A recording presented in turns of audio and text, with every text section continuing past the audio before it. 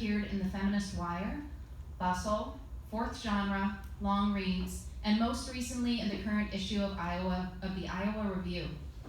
She's also an amazing poet, and I have the great honor of having her here tonight to share this stage. Please welcome Cherise Morris.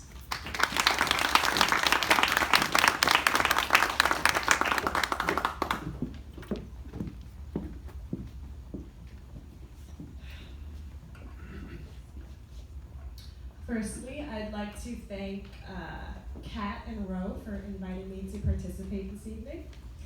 Super exciting. This is actually my first reading ever, so. And I'm gonna read 2 short pieces and then an excerpt from a longer piece.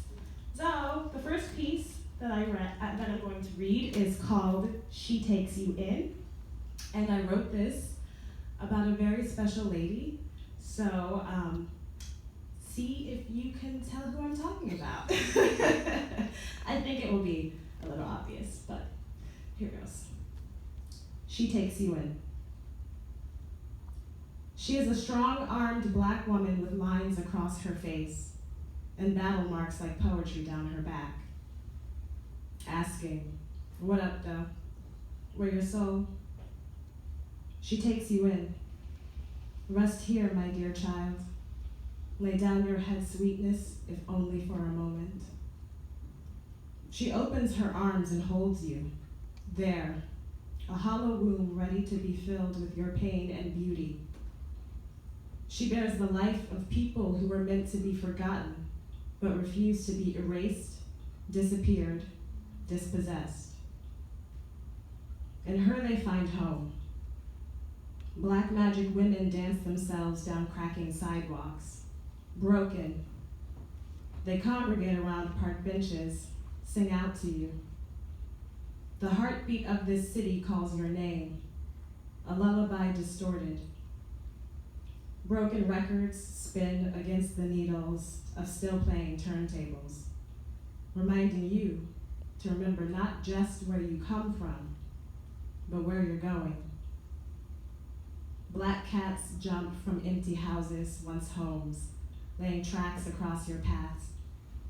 Black girls jump rope over trails of hollowed out hearts, growing into thick women in her image. Their thighs put things back together, if only for a moment.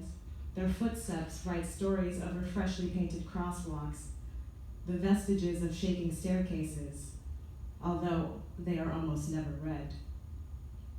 And she, stoic and unbreakable, radiant her, she calls your name through the fiercest winds and the quiet rains. She exalts you. She will hold you even when you wish not to be held, because she is the wise one, erected on top of a salt mine built to purify and protect. And you build small walls around your heart. But still, whenever she looks your way, they come tumbling down. And resting against her bosom or bony shoulder feels like you found it. Home. Her wide hips accept the things you won't. Her gaze bores into you, and you see yourself reflected in her broad, selfless brown eyes. Around her neck, an amulet of broken off car parts, scrapped metal and jagged glass, draped like precious jewels. The coils of her soft, woolly hair guard your deepest secrets.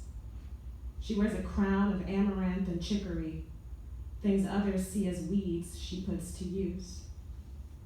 It was the worst of times. Still, she takes you in. She conjures up magic potions, sprinkles holy water across the scene of the crime. She's as black as midnight with no moon shining, wrapped in white cloths, and she carries you across the threshold of abandoned train tracks.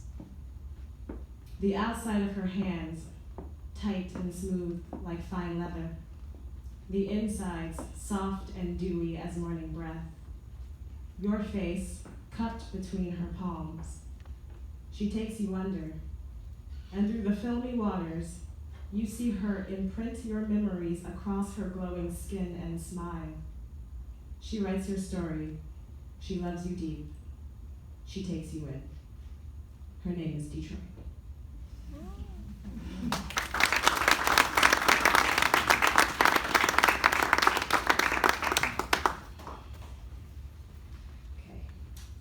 This one is called A Story Not Yet Written because it is tentatively the first bit of the first chapter of a book, which will one day be a physical object in this world.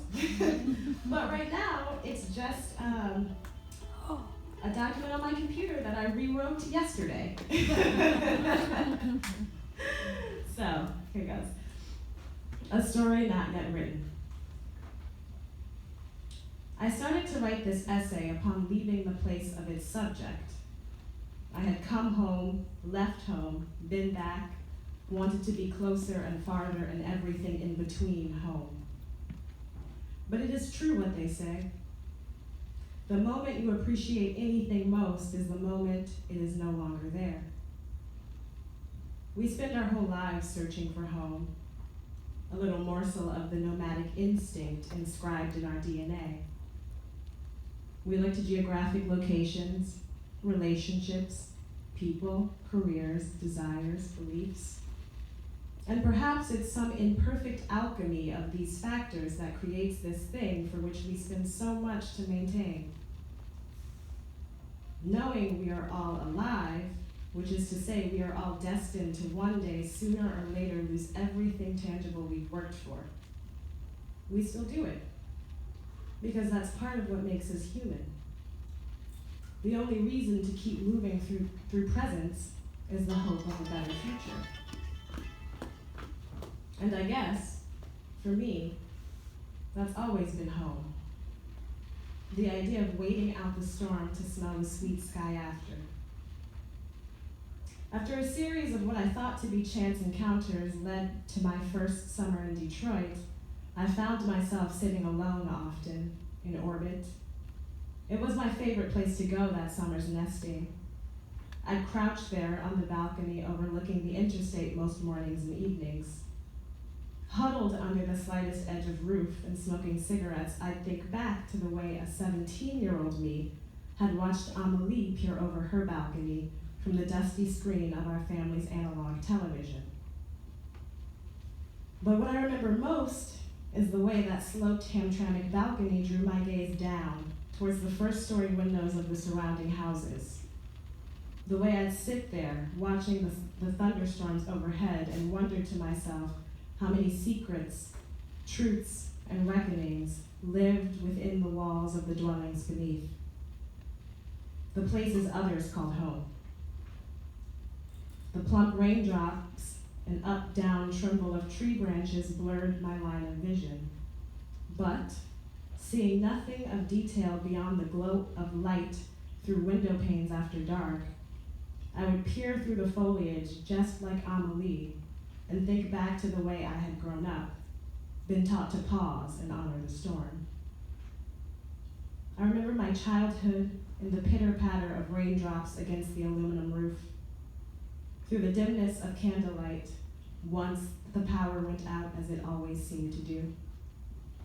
In the rocking and reeling of tall, almost dead tree limbs, and the landmine of emergency evacuation plans an anxious child like myself would devise at the first sign of any environmental disturbance. But watching the storm from shelter is always a warm embrace. One of the most common ways we recreate the safety of the womb, the first place we learn to fight. Which takes me to the first beginning. I started to write this essay, which I am still unable to complete, in the middle of a winding road named Chestnut Grove.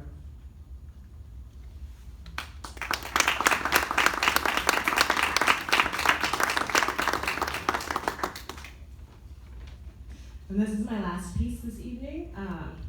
This one is entitled The Cosmic Matter of Black Lives. And it's an essay that I've been writing since the summer of 2015. And just last week, I got it in print.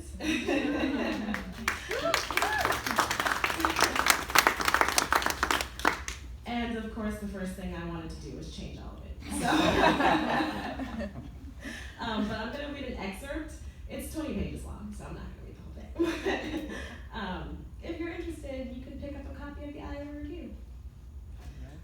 The cosmic matter of Black lives. Black.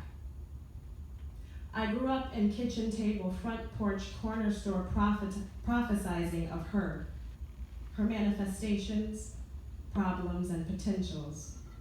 Black. What she is, can be, might become. I can't remember when or how I first knew I was Black, when I realized what being Black meant, portended, encompassed, surpassed.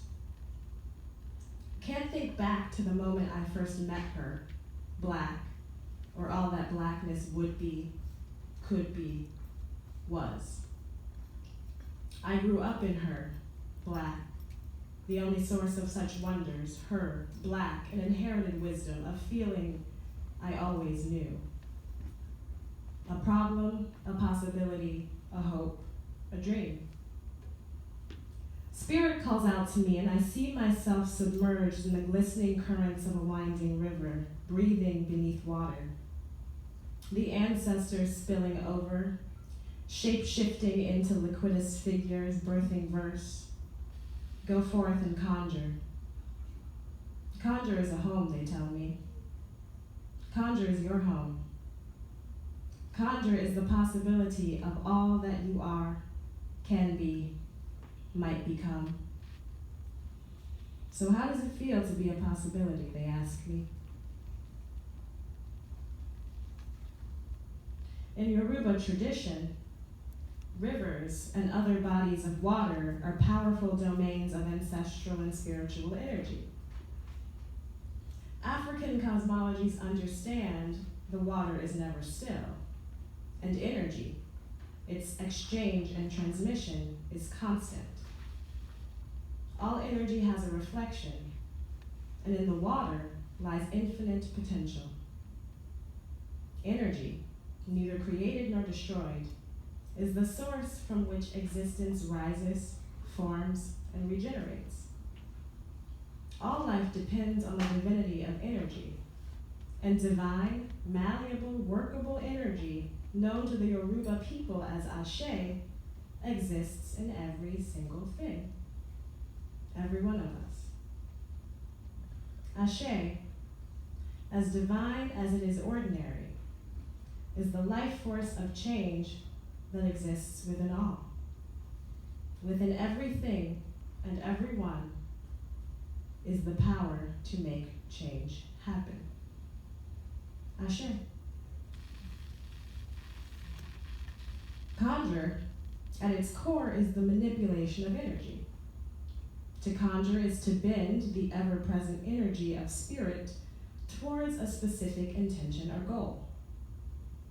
The magic of African descendant conjure was rooted in the experiences of enslavement and addressed the necessities of life. It healed, protected, defended. Enslaved Black conjurers manipulated spiritual energy in service of healing wounded kin, protecting enslaved brethren from beatings, safeguarding fugitive escape missions, and defending loved ones from the ever-present bodily threat and spiritual harm dealt by white supremacy. Conjure was a home. Conjure was the power to make things happen. And the conjurer, with nothing but the power of spirit, was the greatest threat to the power structures of the plantation state. Within the confines of chattel slavery, African traditions of manipulating spiritual energy became a people's magic, with cultural implications and political applications. It's November, like any other Wednesday. They fill the streets, cafes, university buildings. But today, cries of "how did this happen" drown out the humdrum. They move through the day, weary and heavy like quicksand. But still, despite the expanding cavity and the weight of the ever-present stillness overhead, the obligations of daily life persist. Get up, go to work and school, and back to sleep.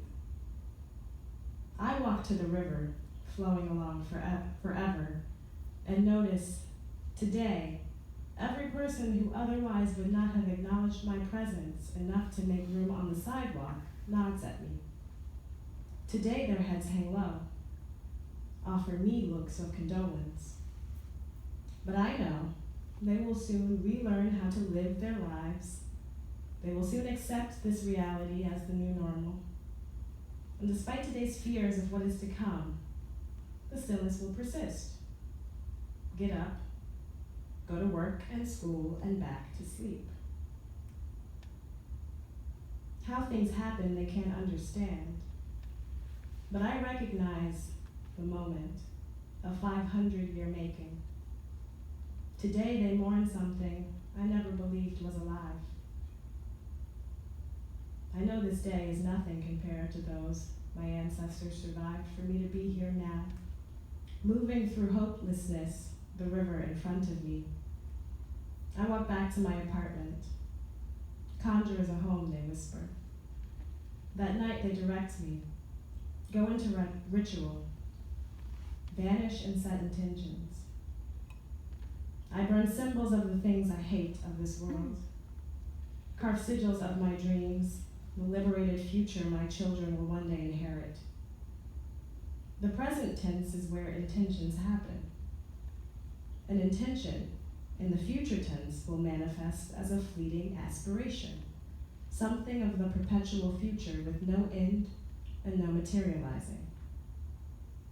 To manifest anything, it must be articulated and visualized in the present. For if you can't envision it to the point of believing it, seeing it, how will it live? All right. We are ready to begin again, to start over knowing our bodies are limitless, our minds are never ending, our imaginations have no boundaries, our souls know no borders. Our freedom is here, our evolution is now, here and now. The end of an era has come. The calling is heard, and we ready ourselves. We prepare to evolve as individuals, as communities, and as a people. We ascend to accept destiny. Our freedom is here. So shall it be, as I will it. And so it is. Ashe. I grew up hearing stories of captured Africans who flew home. Fractured people. We search for our homes, but what is home if not a floating horizon, a way of becoming, a place that is never reached, but rather a process of making and remaking, manipulating where we fit and where we'd like to. Homecoming, coming home, coming to.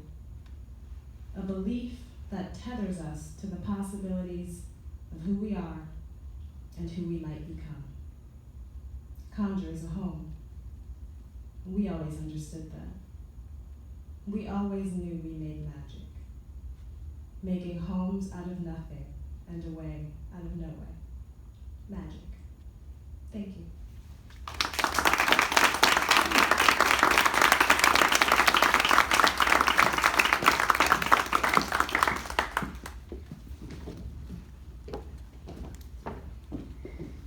Wow, that was really good. Thank you, Cherise. I'm gonna do something awkward and racist.